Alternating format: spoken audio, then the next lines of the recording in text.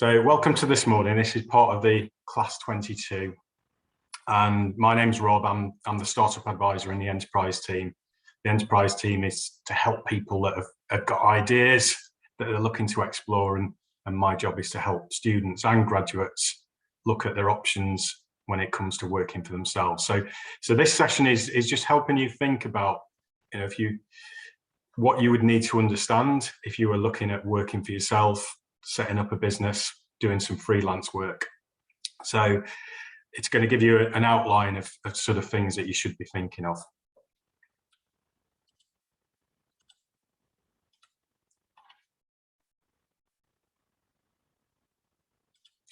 So here's what we're going to cover. We're going to cover what makes a good idea, what you would need to do with that idea, and what will help you. We'll talk about the importance of planning. That is one of the things that is going to help you. We'll go through some of the important questions that you would need to ask of yourself and of your idea. And then we'll kind of encourage you to go out there and have a go and get started. So that's what we're going to cover this morning. With any idea that you might have, and some of you might have multiple ideas, and that's great. What you have to understand is, yes, you're going to think those ideas are perfect and those are going to generate you the lifestyle, the income that you want. But not everyone can see that. So you've got to understand that although you think your idea is perfect, you've got to find out, actually, is it perfect? Is it something that people want? And that's some of the things that we're going to go through this morning, but also in some of the other sessions that we run in the enterprise team, they'll help you kind of look at any idea and explore it and see if it is really as good as you think it is going to be for the purpose that you need it.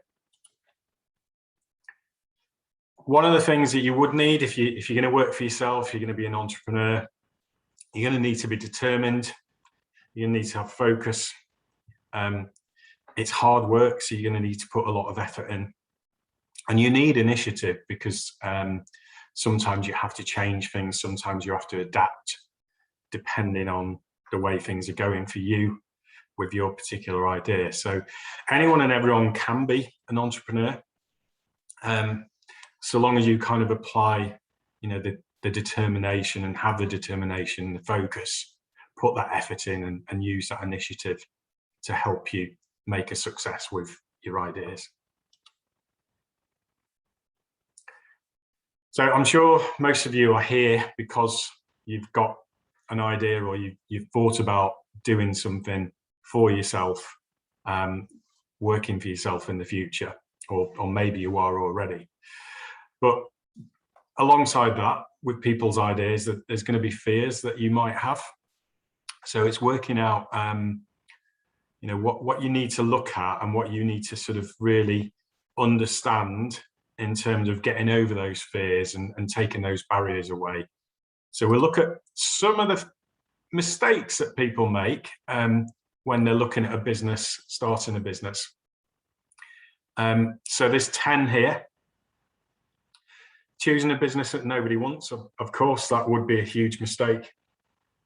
And again, going back to that slide where we said everything has beauty, and you might think it's the right idea, but unless you put it out there and ask people who are going to be your target customers, you're not going to understand if actually people want it. I'm not going to go through all of these, but I'll go through some of them.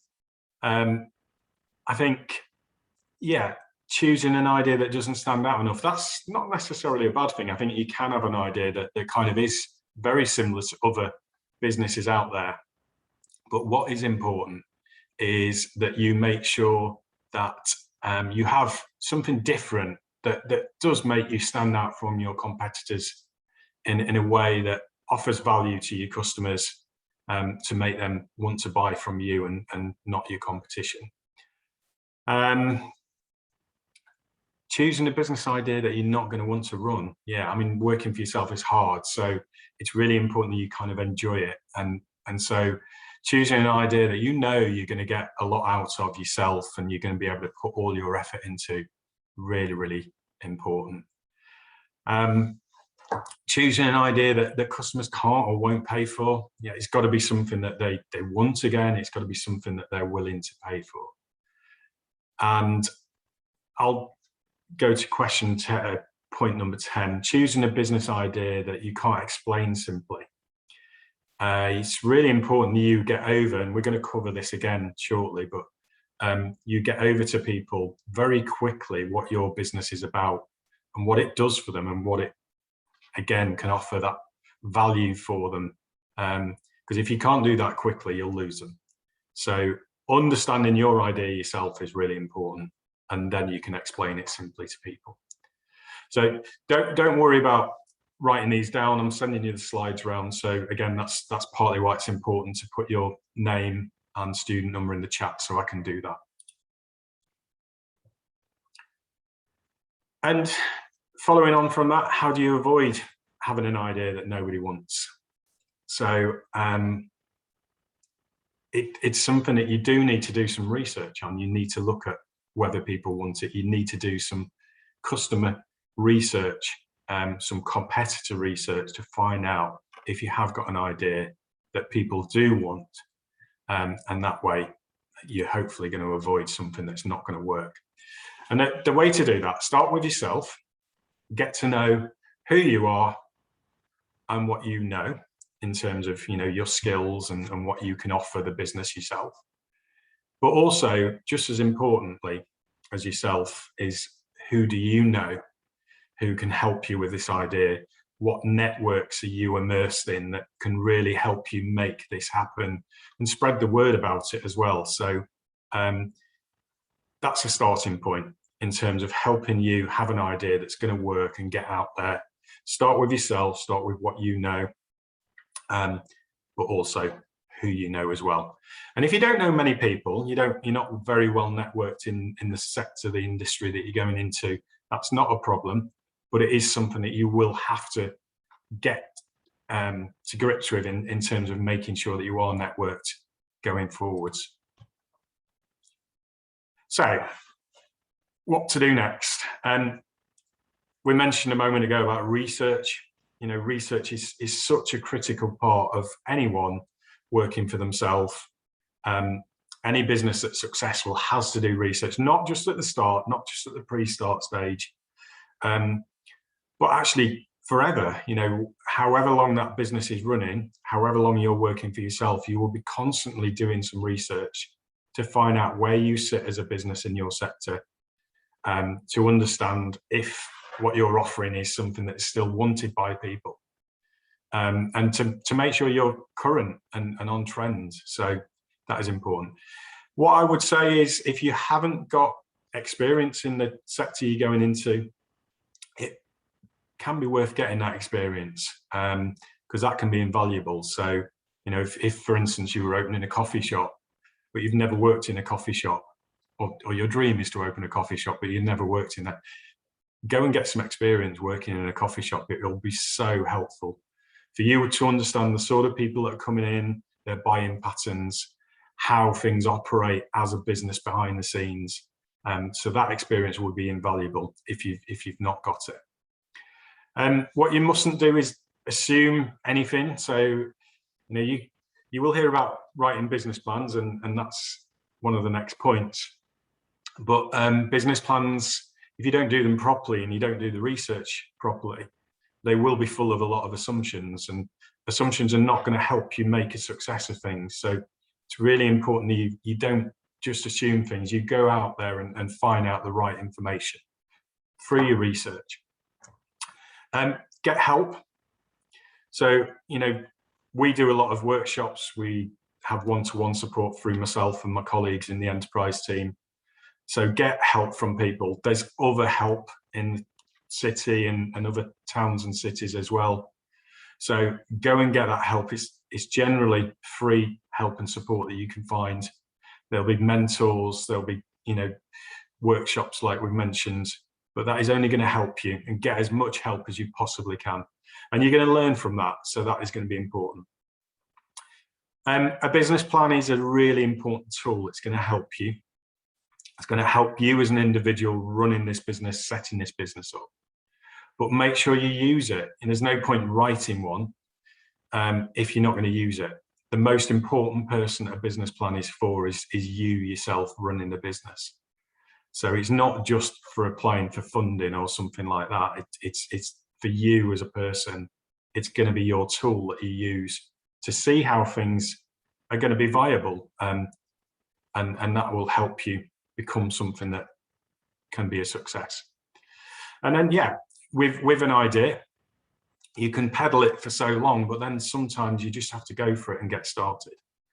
So don't get started without doing any of the above.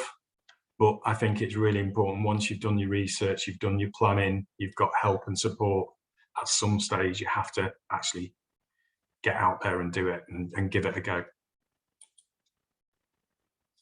So some of the questions you would ask as part of your research, you do research on your customers. So understanding the size of the market. It's not going to be as big as you might assume. So you have to be kind of understanding that, you know, your market is a certain portion. You know, I've seen business plans before, and because somebody's setting up a business in Sheffield, they say, well, yeah, the population of Sheffield is so and so, and so that is my market. It's not going to be everyone in Sheffield. So you've got to be more specific about it than that. So find out who your customers are, kind of demographics about their age, etc., is really important. And understanding how you're going to get those customers. So once you've identified the target customers that you want, you know, let's say females between the age of 24 and 40, how are you going to target them? How are you going to get them? And you'll look at your competitors. You'll do a lot of research on who they are, what they do well, what they don't do so well. And you've got to understand what is going to be the reason why people will choose you over them. So you've got to understand, again, what you're offering and the value you can offer over competitors. Other help that you can get, I mean, we've said about getting help through organisations like the Enterprise Team. There's in Sheffield, there's Business Sheffield, there's the BIPC at Sheffield Library, all offering really good support that's free. You can read books. There's lots of books on the screen here. There's many books that are going to help you with understanding business models and how, you know, you can do things in a certain way. And reading books is going to help. Looking at things on YouTube, etc., you know, talks by entrepreneurs in your sector will help you. But get advice, you know, build those networks, learn from other people. Use co-working spaces. We have the Hallam iLab that I'll show you in another slide. It's a co-working space at Hallam where myself and the Enterprise Team are based. And that space is a great space to meet other people setting up other businesses. That's going to really help you. It's available for you to use as a student or a graduate. And, you know, in terms of knowing where you will need to get funding from to start an idea is going to be something that you would need to do some research into, but also look at, you know, what help is available for you to do that. Okay, I'm just going to pause quickly. Has anyone got any questions that they want to ask? If you have, take yourselves off mute and you're welcome to ask away.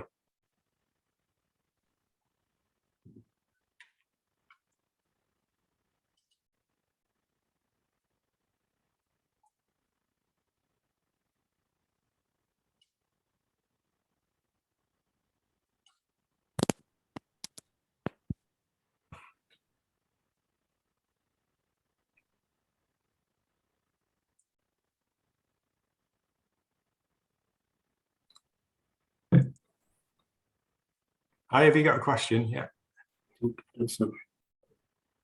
Hello. Hi. Can you hear me? Yes. Yeah. Okay, good. So I want to know, for me, I'm an international student. Yeah. I have a one-year visa. I'm reading MSc Cybersecurity. Okay. So, and in my visa, it's stated student visa. So if you want to start up a business, Yeah. Like when I wanted to open an account, I was told if I'm going to start up a business, I need a business visa or something like that. You will, yeah. What I'm going to ask you to do is when I email you with the slides, just email me back and I'll send you some information about the startup visa. So I'll do that for you. So yeah, when I've sent you the slides, just email me back and I'll send you some information about startup visa. We do a separate workshop, an information workshop on that, and you can get help from International Experience as well, who do workshops themselves. So there's a lot of help for you, but we can look at that for you. All right. Okay. Right. We'll move on. So I think it's really important for you to have ambition and think, by all means, think big. But one of the things, if you read a lot of the books about starting any type of venture, most entrepreneurs, however successful they've been, will always say start small. You know, if you try and start too big, you'll fail ultimately. So start small, and then yeah, you can build things up. You know, and as it says on here, break the journey into small, achievable goals. It helps you keep on top of things. It helps you focus. So by all means, have that ambition, and you can put that ambition in terms of goals in your business plan.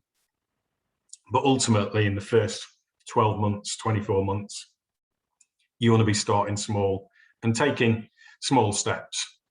That's the best way to start a business and hopefully make a success of it. Be conscious that you will make mistakes, and the way to sort of stop those impacting on your idea too much and meaning that you kind of don't make things work is that business plan is going to help you, because you can look at that. You can look at, say, the business plan and it'll outline, yeah, is this a viable idea for me? Is this going to work for me? And I think, you know, if you can kind of look at the business in that way, you'll look through it and you'll say, okay, actually, if I did it that way, that's not actually going to work. So yeah, I think those 10 questions that we said about mistakes earlier will help you. But it is doing your research is going to ultimately help you make less mistakes. And then there's other things, and it's about you know, using the skills that you have. So you know, you might be looking at setting up a business with whatever you've studied at your university. Might be other skills that you have that you know you can use, another experience that you have. You'll also need to be enthusiastic and have that passion for what you're doing. You know, like we said, you need to enjoy what you're doing. So that is important. But knowing what you do, knowing, you know, so in terms of your idea, if you can kind of already know a lot about the idea that you're trying to push forward, then that's really going to help. You're not going to be an expert straight away, but you know, that those skills and experience that you have is going to help you. And don't expect to be an expert. I've worked with people in the past who, yeah, they're perfectionists and they think everything should be perfect before they put it out there. And that's true to a point. You need to make sure that you're doing something and giving the best you can to your customers, but everything is not going to be perfect. You need to make sure that you do come across as knowledgeable and an expert in your field. That is important.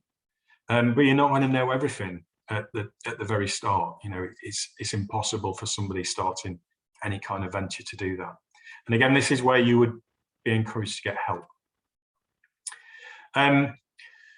Working for yourself is not for everyone. It's hard work. It quite often takes a lot of hours. So for some of you, you know, if you have a busy social life, a busy family life, then working for yourself might not be for you. And you have to kind of look at, certainly explore it, and again, look at the business plan and say, right, can I do this with the time that I want to commit to it? But it is hard work. So yeah, I think you've got to evaluate that. And again, doing that through a business plan will help. getting some experience in that area might help as well. And then, yeah, testing your idea. So by doing your research, that's great. That's going to help you understand so many things. But sometimes you just have to test certain things as well before you kind of commit lots of money, lots of time to an idea. You have to kind of just try things and test things. So yeah, do this through your research, but also, you know, just kind of putting the word out there through customer surveys and get feedback from your potential customers to see if this is something that's going to work for you. And that'll test whether there's enough demand for the idea. If you've got high startup costs, you've got to understand, how am I going to afford these? So, but then the final point on here is making sure that you stand out from your competitors. So again, by sort of trying different things, that'll help you understand what is going to work and what is going to make you stand out from your competition. Okay, how well do you think you stick to tasks when things get tough? I've worked for myself before. I've run a business, and I would probably say when I started the business, I wasn't the most organized person, but I learned to be quite organized. And I think it is important that, you know, if you're running your own business, you're working for yourself, you do have to be quite organized. You have to be making sure that you're doing everything you need to for the customer and for, you know, serving those customers through orders, through deliveries, etc. But also from your perspective of being efficient as a business, and it comes down to record keeping, that kind of thing. You've got to be organized, and there's plenty of tools. We'll see some of those later. There's plenty of tools that will help you with that. But I think it is perhaps having a different mindset. If you feel at the moment you're probably not the most organized person, then making sure that you put tools in play or use tools that are out there that you can have on your phone or on your computer that are going to help you organize yourself and make sure that you do stick to tasks. And again, a business plan will help you, because it's almost like a plan of what you need to do. So, you know, it'll be like your map of how you get from where you are now to where you want to be in the future. So it will help you stick to tasks. I listened to a talk by a well-known Sheffield entrepreneur a few years ago, and she set up a business that's been really, really successful. She's won many awards for her business. And I remember listening to her, and she said her business plan was something that she put together before she started the business to help her understand if this was going to be viable. But then every Monday morning before she started her working week, she sat down and read it front to back. And to me, that's a little bit over the top.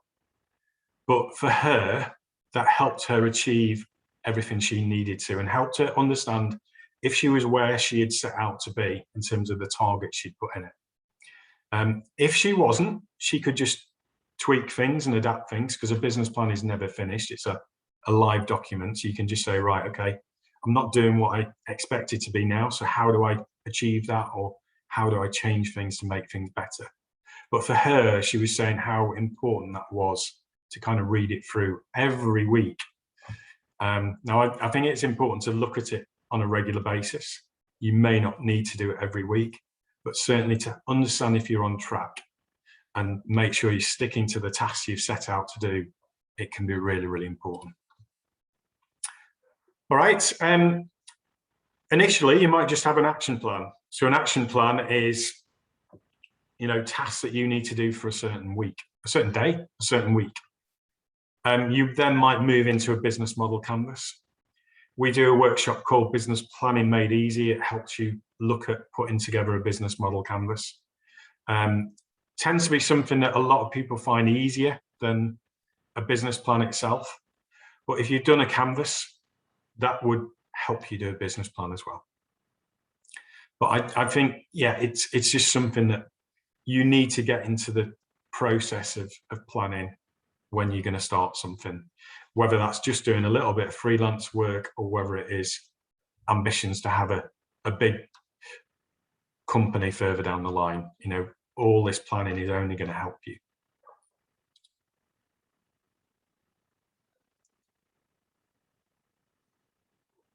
So, question on the screen, how confident are you at communicating your ideas? I think most people would say, yeah, I could communicate the ideas that I want to pursue.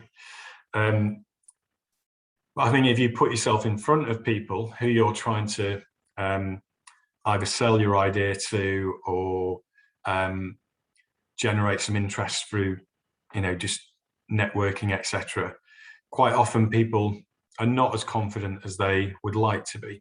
So I think you've got to understand and kind of learn as well that you need to communicate your ideas in the best possible way. And whether this is through your social media, whether it's through your website, whether it's through verbally communicating your ideas when you stood in front of someone. This is all about you understanding exactly what you do. It's all about you understanding the customers that you're trying to appeal to. It's trying to just get across your ideas very simply in front of people. And it takes practice. You're going to have to just get to grips with what you're doing and become someone who is confident in communicating those ideas. If you get to a stage where you're starting to employ staff or you're taking on freelancers to help you with certain projects, again, communicating your ideas is really important. So it's not a skill that everyone has straight away, but I think it's important that you kind of do learn that this is going to be an important part of running a successful venture. And we've spoken about networks, and your support network is going to include family, it's going to include friends, because they need to support you, they need to give you confidence, they need to help you with certain aspects. But it's going to be people with skills that you need, and that could be graphic designers to help you with certain projects, web designers to help you with building a website, it could be accountants, it could be solicitors, it could be suppliers. If you're going to buy products or make products, then you're going to need suppliers.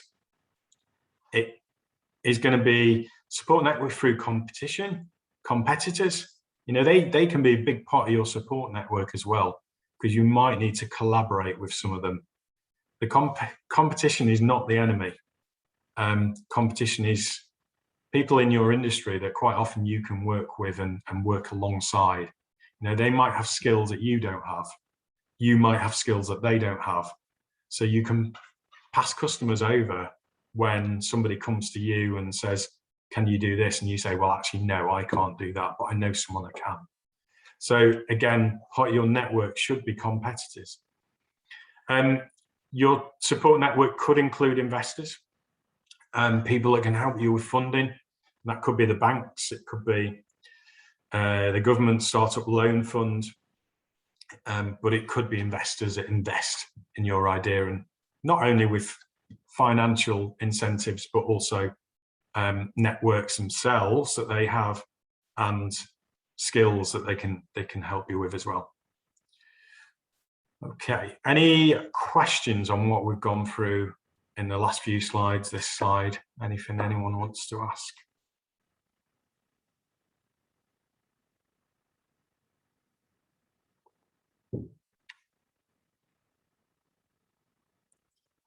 Okay, hopefully it's all making sense. I think one of the things you need to establish quite quickly is what it is going to cost you to set up the type of venture that you want to. And that, again, is going to help you understand if it's viable, but it'll also help you understand, things like, do I need to get some funding from somewhere to help me, through a bank loan, etc.? Do I need to get a part-time job to help me supplement my income while I build this business up? So it's going to help you understand if you, have uncertainties that in terms of income coming in, how are you going to manage that? And then you would need to also determine the expenses for running the business, because this is ultimately going to help you understand how many customers you need to get to cover those costs. So it's simple maths that you would do, looking at startup costs, looking at expenses for running the business, looking at what you want to take out of the business to live your lifestyle. And then you can kind of assess, right, how many people do I need to get spending X amount to cover all of these costs? So it's just doing some simple maths. It's been realistic about those because, again, it takes time to build a business up. So you're not going to have an avalanche of customers from day one. Sadly, it very rarely works like that. It takes time to build a customer base up. But it is thinking about that, and that is important at an early stage. I said earlier about some management tools that you could use. Some of those are management tools like Trello and Monday. They help you organize yourself. There are things like accounting software tools like Xero and QuickBooks, etc., that you can get on your phone, on your laptop, that help you organize yourself, both from an accounting point of view or just a management perspective. So I think understand the skills you have. If you're not that well organized, or even if you are organized, use some of these tools that will help you. They will help you review outcomes as well. So you can look at things very clearly and say, right, is this working in the way that I set out to do? So using tools like Trello, Monday, Xero, QuickBooks, etc., are going to help you look at things in a different way that allows you to review things.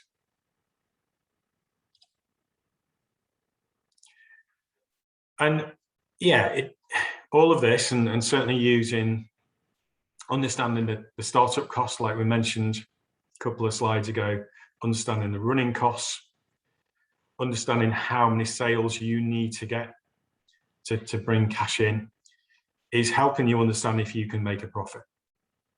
And profit can be a little bit of a dirty word. So, but ultimately, anyone, whether you're freelancing, whether your aims are to run a big business in the future, you've got to make a profit. You can't afford not to make a profit, because otherwise you're going to be losing money and you're going to fail. So whatever it is you do when you're working for yourself, you have to be aiming to make a profit, even if it's a tiny profit.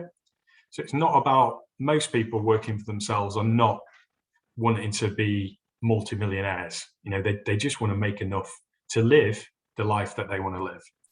And so, but with all of that, you've got to aim to make a profit. You've got to make sure that you've got more money coming in than you have got going out. Just the same as you do at home. You cannot afford a lifestyle that costs you more than you have coming in. It's just the same applies to a business. So yeah, aiming for making a profit has to be the aim. It's the same for a charity. A charity is something that obviously is doing something that has a purpose to do good for others, but it still has to make sure it's making a profit. Otherwise, that charity cannot exist. So you do the same, whatever it is you're trying to do in terms of working for yourself. Think about where you're going to trade from. You might say, yeah, I'm going to trade online. I'm going to trade, a lot of businesses start just through an Instagram page or an Etsy page. That's great. You might want to use such as a Hallam pop-up shop. You can find details on the enterprise team's website. There are other pop-up shops that you could find in other towns and cities. But think about where you're going to trade from. If you are setting up a business such as a restaurant, then you're going to need your own premises.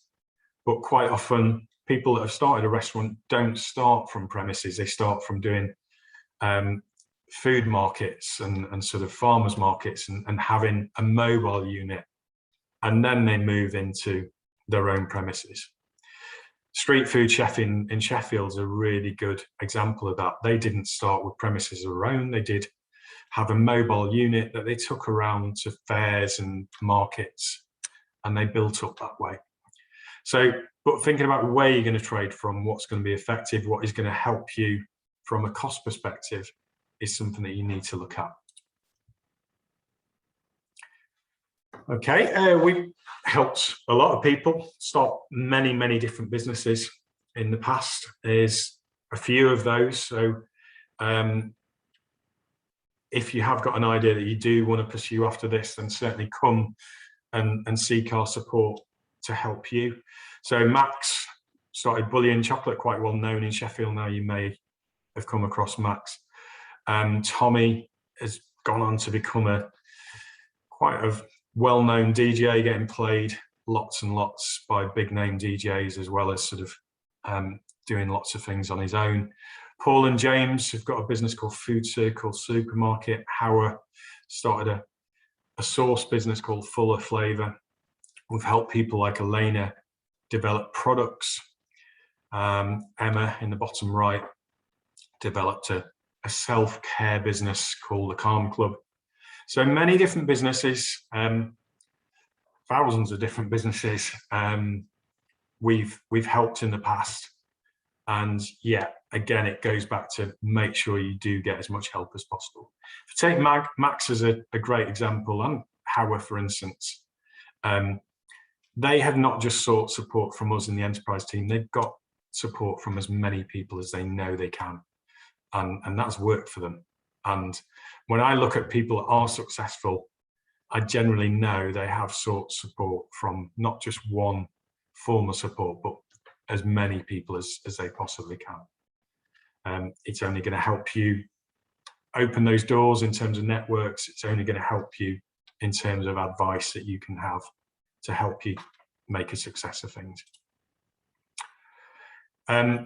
It's good to be like others, you know, and I think it is important when you look at your competitors, you aspire to be like those that are successful. But, you know, you mustn't compare yourself to a business that's in a different sector and expect to be as successful as them, because, you know, what works for one business in one sector is not going to work for another. And comparing yourself to your competition is great. You can see the things that they've done really well, and that will help you. But then you need to try and think of things that you can do that makes you stand out from them. So I think aspire to be like others, but don't compare yourself too closely in terms of it makes you feel inferior to them, because that's not going to help you. You can always do things better. You know, you can look at your competition. You can say, right, okay, they're doing things well, but I know I could offer this that is going to offer more value to the customer. And I think that's a word that is really important. If any of you do come to the Business Planning Made Easy workshop that looks at a business model canvas, one of the key things about a canvas is understanding the value that you can add to a customer. So yeah, you can always look at your competitors, you can look at your ideas, you can gain customer feedback, and you can see how you can do things differently, how you can do things better. You must constantly be doing that, because you mustn't stand still. You must always be striving to do things better. You can experiment and learn from how, you know, customers react to what you've put out there. So, you know, you can try things, you can say, and you can get feedback from people and say, right, what do you think to it? If they're pretty much saying, yeah, I don't like it, or you could improve it by doing this, you've got to listen to those customers. Because whatever you think to it, a product or service that you're offering, ultimately, you've got to listen to the majority of your customers. And that'll help you do things better. I think it's important when you're looking at any sort of venture that you take the time choosing a business name. That can be one of the hardest things to get right. We'll look at that in some of the other sessions that we do in a bit more detail. But it is something to take your time with. Get help from family and friends. They'll really help you with that. But you need to find out if it's available, not just through a domain name, but on social media as well. Whatever name you choose, you need to know if it conflicts with anything else that's out there. You'll need to spend time researching suppliers. It's not just finding the first one. So if you're buying products to offer, further down the chain, or you're making things from components that you buy from suppliers, spend time researching those to find the right suppliers for you that can offer you the best price, but the best quality that you can afford as well. And that, getting pricing right is important. So again, like business name, is one of the hardest things to get right. So take your time with pricing, do your research on your competition. It's not about undercutting your competitors. It's about offering a price that your products and services are worth. We spoke at the very start about understanding what you're offering. That's important. Make sure you can be found. So yeah, you can spend a lot of money on a website. That doesn't mean to say people are going to find you. So you do need to do a little bit more than that. And a lot of that will be through growing your networks. Outsourcing. So what do we mean by that? That means if there's areas within your business that you need help with, outsource it. Even if it means you pay somebody to help you with certain aspects, then it's worth it, because you cannot do everything. There's a lot involved in working for yourself, and there are going to be certain aspects that you cannot have the skills for, or don't have the skills for, I should say. And it might be that somebody could do it better. A freelancer could do it better for you. So outsource it and pay somebody to do it. Take that headache away from you. Know your cash flow. So within a business plan, there's a cash flow forecast. That is looking at startup costs, running costs, what you want to take out of the business, and sales. It's as simple as that, but you've got to understand it. You've got to understand how that's going to work for you. We've said about perfection is unlikely. You're not going to be perfect to start with, but make things as good as possible. And you will learn to become better as things go on. Another thing that I did mention was it's hard work working for yourself. And quite often you will be combining it with studying. You'll combine it with working part-time as well when you first start, or full-time. So it does become a lot of hard work. It's really important, if you speak to anyone that's running any business, you find time for yourself. So yeah, you can have a full-time job, you can do things in the evenings, you can do things at weekends, but actually you need to find time for yourself at weekends or in the evenings sometimes as well. And that hopefully will make you more effective if you've had that downtime. Okay, there's other things. I'm not going to go into a lot of detail of this, but there are other things that you do need to think about when you're working for yourself. One of those would be you'd have to register for tax. The easiest way to do that when you first start, to keep it simple, to eliminate any costs, is to set up as a sole trader or a partnership if there's more than one of you. And you do this through HMRC, HM Revenue and Customs. Do it online, it's dead easy, takes 10 minutes. All they will ask you to do is keep records of any sales, any expenses, and then once a year you put those in what's called a self-assessment form, which says to them, right, you've made X amount in profit, and then they will calculate whether you owe them any tax or not. For a lot of businesses, when they first start, it's quite often unlikely you will owe any tax, but you must plan that you are going to pay tax. And again, that's something you don't need to worry about at this stage, but you need to be aware of. It's something that we can help you with within the enterprise team further down the line. So don't worry about it at this stage. As a business, you might need insurance. You might need public liability insurance if you're dealing with members of the public face to face. You might need indemnity insurance if you're offering a service where you're stating facts about something. So there are insurances that you might need. Again, you can speak to us about your specific idea and we can help you with that. So don't worry about this too much. Do you need a business bank account? If you're setting up a sole trader or partnership, no, you don't. But it's sensible to have a separate bank account. If you're setting up as a limited company, which you mustn't do unless you've sought advice first, But if you were to set up as a limited, you would have to have a business bank account. Certain businesses might need a license for doing certain things, like a restaurant would need a license for food from Environmental Health, and you would need a license to sell alcohol if you're going to sell alcohol.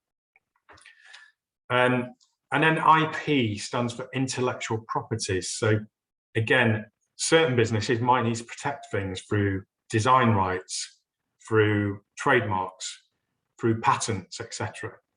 So these might be things that you need to think about. Again, we can help you with that. And the Business and IP Centre, which is at Sheffield Library, they specialise in helping people with intellectual properties. They have specialist lawyers that you can access for free to help you with protecting elements of your ideas, protecting things through trademarks, etc. So there is a lot of help that you can get on protecting things if you need it. Okay, what you get from us, so you've got support from the likes of me and others in the enterprise team. You've got support through workshops, networking events. We haven't had many over the last couple of years because of COVID, but we will be starting to do networking events in the future again. We have the space that I'll show you in a moment, the Hallam iLab. So we've got a lot of support. We've got the other workshops. We have external support through solicitors, through Santander Bank, through accountants, and we also have competitions and events coming up. We've got an event next week, which again, I will send you this timetable. We've got a lot of events happening next week on many different topics that are going to help you. So you'd be welcome to attend these. They can be booked through Handshake. So we've got a lot going on all the time. This is the iLab for any of you that have not been into it. It's in Aspect Court, so it's near the bus station, near the train station. And we have the whole of the top floor, which is laid out, as you can see here. And it's a co-working space for students and graduates to use that are working for themselves or trying to set something up where they're working for themselves. So you're welcome to come and use it. You can find out more information about it on our website, so have a look at it. But as part of our offer, that is available to you. Okay. Have you got any questions?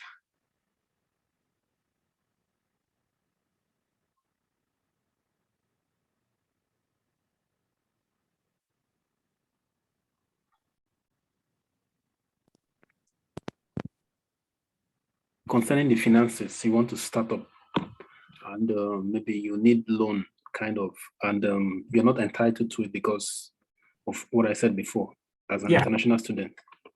So how will these the enterprise community help out in this aspect? Okay, I mean, it would depend on how much you kind of need as to where you might look, but ultimately, if you were not entitled to such as a government startup loan, then your other option, and again, if you were not entitled to go in to get money from the bank, for instance, your options would be quite limited. You'd be trying to fund it yourself, or perhaps borrow from family and friends would be your other option. The enterprise team, we don't have access to funding as such, but we do have competitions, we do have funding opportunities that do arise, that can help people that are starting up and can help people that have started access funding, but we don't have specific funding that you can access. So yeah, in the situation that you've mentioned, you would be looking at either using your own funds or borrowing from family or friends. And obviously that might limit your idea because it might limit the amount of funding you have, but if that's the way that it can help you start, then it'd be worth it.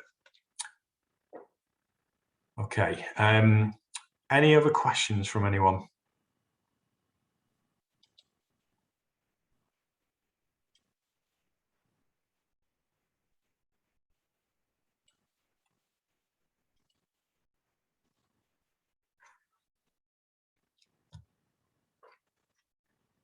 Okay, I think you've all signed in the chat for me, so thanks for that. If you haven't, if you can just do that before we finish the session.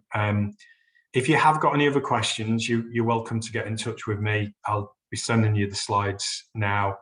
Like I say, there is a survey in those slides as well that you'll be asked to complete, please, via handshake. It's for the class of 22 that this has been set up, this particular workshop.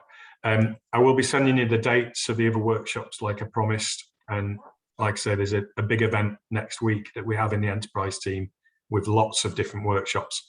Some of those are in person in the iLab. Some of those are online. So have a look, you'll see which are online and which are in person. But I'll encourage you to come along to as many of those that you feel would help you as possible. Okay, well, if there's no more questions, thank you for coming along this morning. I hope it's been useful and just giving you an overview of things that you need to be aware of when you're looking at working for yourself. So enjoy the rest of your day and week. And yeah, thank you for coming along this morning.